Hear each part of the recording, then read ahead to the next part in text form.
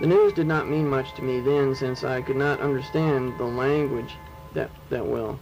A couple of things that I got out of it that were significant were these. The new USA president did not measure up to expectations and was challenged. There were many protests. Small religious groups went bankrupt and disbanded. However, a new church seemed to do quite well. It was a New Age church called the Sanctuary of the Millennium. They were as liberal as you could get. As far as rules, I suppose, they had none. It was not just a toy, though, it was more. Jesus dolls, as they were most widely known, were meant to be a symbol of faith and of a positive role model. They were a likeness of Jesus Christ, a traditional likeness, that is. The first one was about 12 inches tall and posable. It was about $10 in the USA. The next version was programmed to talk with about 25 sayings or phrases. It was twice the price. The money from these was meant to help religious schools and organizations. It was even endorsed by the Pope of Rome. How much money actually went to schools is not known, of course, but what is known for sure is that they were abused and mocked like no other doll in history. It started when, on Christmas Day, a group of Catholic priests burned a bunch of Jesus dolls in Vatican Square. This was a demonstration of their disgust and anger with the Pope for promoting the doll, which they considered sacrilege, among other complaints they had held for some time. Then the idea to abuse the doll just snowballed worldwide. That is the way I heard that it happened. Oh, the dolls were selling all right, and the money-loving religious leaders were glad of that. But when they saw what people were doing with them, their gladness turned to embarrassment and shame. In the next few months, Jesus died 100 million horrible deaths. His doll was burned in churchyards, on crosses, and as torches. It was seen hanging from trees and out windows. It was seen being dragged from cars and in pieces on expressways. This doll violence had become a popular fad, especially in large cities. In spite of all this going on, doll manufacturers were busy making the next phase. Other religious icons could bring in money too. So Moses, Muhammad, Confucius, and Buddha hit the market. But they did not catch on. One New York newspaper said, "What was once respected as sacred is now a mere joke, and a bad one at that. Civilized society has reached a new moral low. Even though what is represented by the Jesus doll deserves what it gets, what do we have to replace it with? Once the dogs are satisfied, they may take a nap, but soon enough they will be barking and chasing another victim. The state of society is like that today, it seems. What says it all is what a man in San Francisco did with the doll. He threw it to his hungry guard dogs like a piece of meat. What then happened to it was not very pretty. The man videotaped it and sent it to America's Funniest Home Videos." The turmoil in human society and hatred of religion was increasing. I began to see the reason behind it from my Bible study. It had to do with what the book of Revelation called Babylon the Great, which was a world empire of false demon religion. Its end was near. The end of religion would mark the start of the Great Tribulation.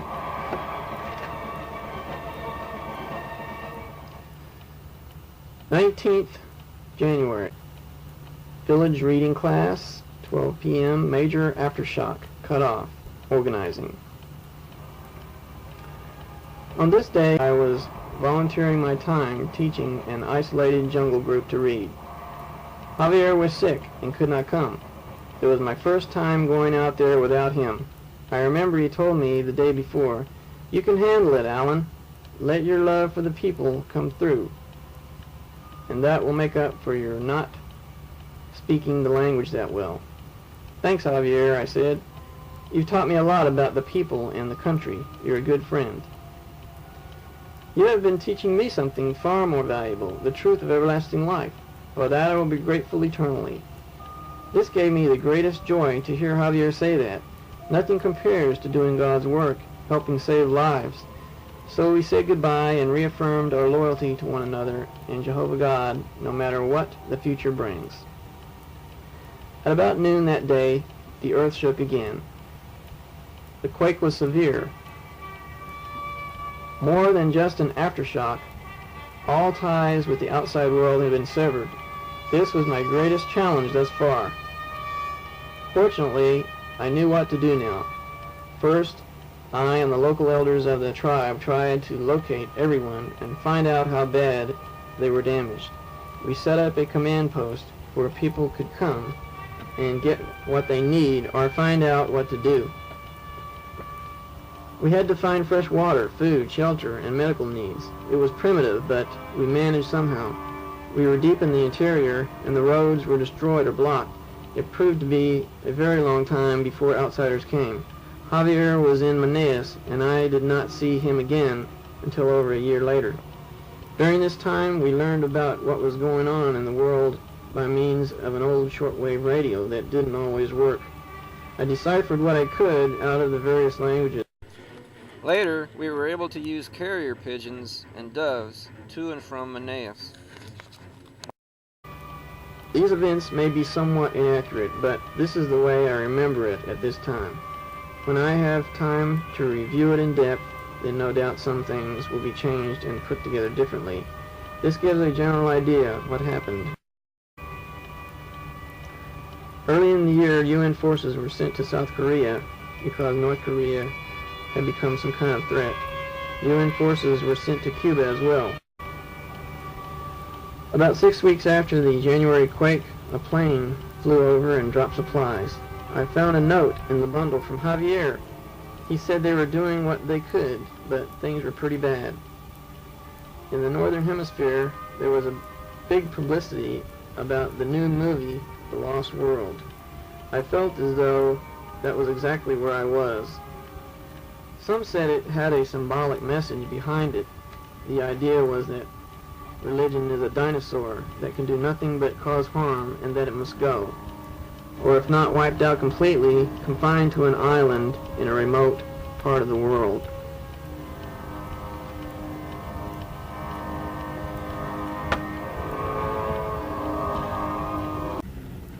Protests and riots had been popping out everywhere.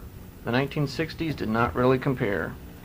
I heard something about a manned exploration to the planet Mars on the radio, but I could not tell when it was planned for. Finally, in September, I was able to attend an annual Christian convention in our area. A group of 10, myself included, hiked to the town where it was held. I stayed with the family that attended. A recurring theme of Kingdom Come was stressed. They told us news from headquarters that a few assemblies of the faith, which I will reveal later, had some trouble. In Europe and Israel, religious radicals paraded around our assembly locations and tried to prevent people from entering. Satan was expressing more anger toward God's people as the end got closer. But as usual, and even more so, these Christians stood out as peace-loving, orderly, and clean. In contrast, the other religions were more violent and unreasonable in their extremes than ever before.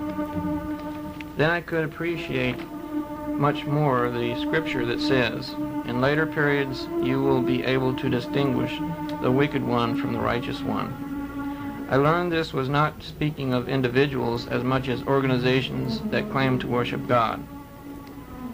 I stayed with the Tomakin family. Viente and his wife Irina made me feel so at home. Their two daughters, Shelley and Selena, were very helpful. They were teenagers. Shelley was 15 and Selena 16. But they were not preoccupied with music, clothes, or boys like most teen girls. Their Christian training was clearly evident. Before I left, we had a conversation, something like this. Selena: "Is it cold in December in Jacksonville, Florida, USA?"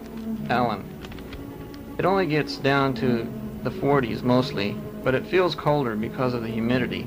Shelley: "It is hot here in December." Irina: "We are glad you were able to come here in this place that is so different from your home."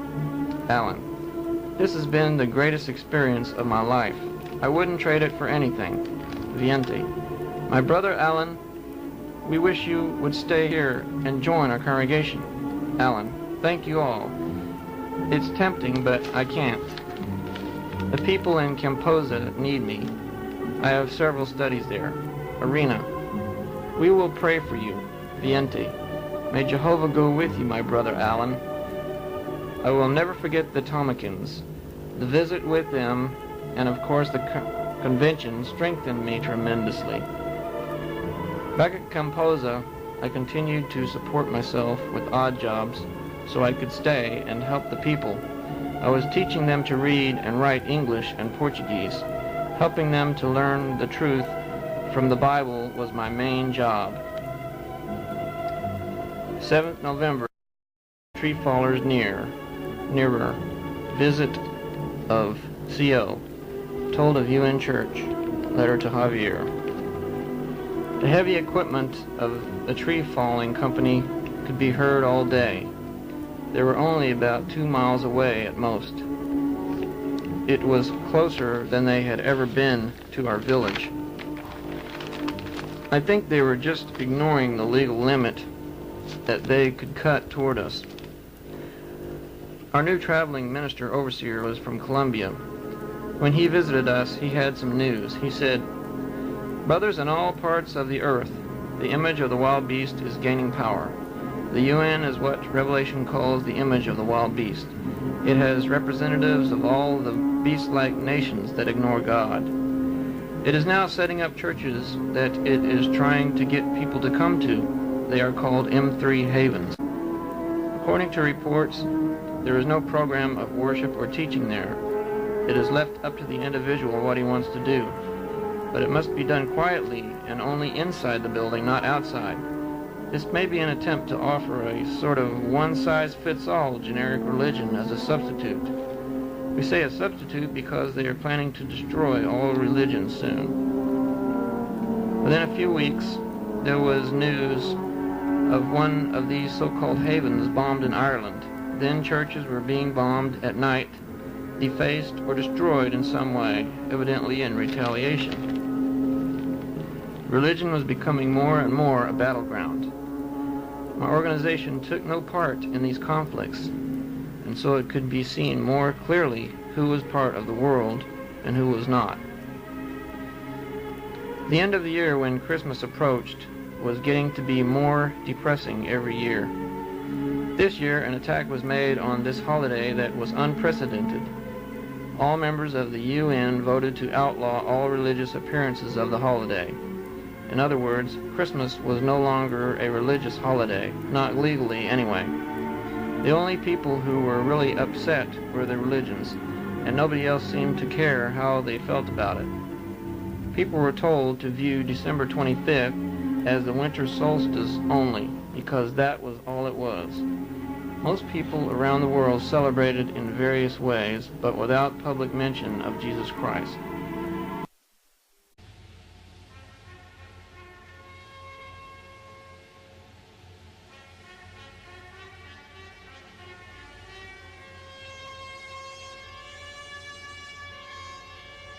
So many things were happening so fast, I could not keep up with it all. No one could, really. I will not go into much detail, but will try to give the main sequence of events as I understood them to unfold. Civil War in China. UN moving in to keep peace. Really a takeover. Flyover from Manaus. This so-called peacekeeping mission in China was proved to be a takeover by the UN and a great victory for the New World Order. Communist dictatorships had been completely eradicated from the world. Question: hunters wound jaguar. Babies shooting. Even the remotest places on Earth could not escape crime and violence. That week started with outlaw hunters raping the area of whatever they could find. A wounded jaguar came into our village. We were able to catch it and doctor its wound. The next day, a young man who lived in the village found its cubs. He brought them to the mother. he also told us that he saw hunters shooting at something. When the hunters came the next day, they lied and said they were wildlife researchers. They asked us to let them take the wounded jaguar. Myself and the other elders of Kempoza discussed it. We told them no. They went on. That night we heard gunshots that woke the whole village of about 700 people. In the middle of the village where the jaguar's pen was, we found Arturo dead. He volunteered to watch at night. At a distance, one of the hunters lay dead on the ground. Evidently, they both fired on each other. The jaguars were alive and well. After this tragedy, we had 2 watchmen each night from then on. The jaguars were released when the mother was healed.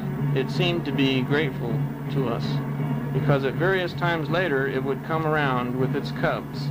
Some people would leave food out for them. They would eat it, and they never attacked anyone in the village. They came close by, like they were almost tame. This made me think of the Bible promise of paradise, when man and the animals will be at peace. Even in the old world system, under the right conditions, they could live together as friends. As the year went on, I was able to get bits and pieces from that old radio. I heard something about microchip implants that made everything in your wallet unnecessary. The chip told everything about you, including your credit rating. Heavy rains. News of nuclear threat. Heavy news. Everyone was waiting for something big to happen with religion, especially those who accurately understood Bible prophecy about God's judgment on Babylon the Great. The worldwide empress prostitute knew her end was near. So came the news, like a monstrous global thunderclap, of a religion-related nuclear threat. This was the final straw for religion. Only it was not a straw, it was a giant tree that fell on the camel's back and flattened it to the ground. I did not understand all the details, but it surfaced in Iraq and Iran. There were at least radicals and desperate to change the political atmosphere. They must have believed to get the anti-God governments to lessen their pressure on religion, they were authorized by their gods to use force. It was the ultimate force thus far in human history that they chose. Over every form of media worldwide, they made their demands. There were many things they demanded, not the least of which was a number of religious cities which would be off limits to the UN's tightening grip. Both sides, Christian and Muslim, had their own agendas as well. How could they make such demands? It was said that the nuclear missiles were aimed at Washington, D.C., New York, Tel Aviv, and possibly London. After several days, I guess, the leaders of some of these governments met with the holy terrorists and seemed to give them what they wanted. During the 2 weeks this was going on, crimes exploded worldwide. The violence was against religious institutions, in particular the Great Tribulation. Then suddenly a nuclear warhead had been detonated. It was Baghdad. It had been destroyed. Within an hour of the explosion, a missile was launched from Iran. It was successfully shot down and exploded just 100 miles from the USA East Coast. It was headed for New York City, the location of the United Nations headquarters. Letters, radio, emergency meeting, news of war. We did not hear of this until a few hours after it happened. I was glad to still be in the Amazon jungle, far removed from the nuclear bomb madness. The bright flash of the explosion over the Atlantic could be seen as far inland as Pennsylvania. The Atlantic Ocean was declared a radiation danger zone. Immediately, war engulfed Iraq and Iran. The UN forces of several countries swiftly pounded them down to rubble. The ugly head of religious terror had risen its last time. It was annihilated. This poison, which had so long infected human society, had its last bite. The whole earth convulsed as a drug addict in withdrawal that day. Religion was such a deeply ingrained human need, and yet this integral part of human life would be man's downfall. They could not live without it or with it. But I knew, along with millions of others, that this would happen. That is, that worldly religion, the earth-wide empire, a false religion, would be destroyed soon. God did exist and was in control of his grand purpose. His judgment would be executed on the mother of all the harlots and disgusting things that had blasphemed and misrepresented him for so many centuries.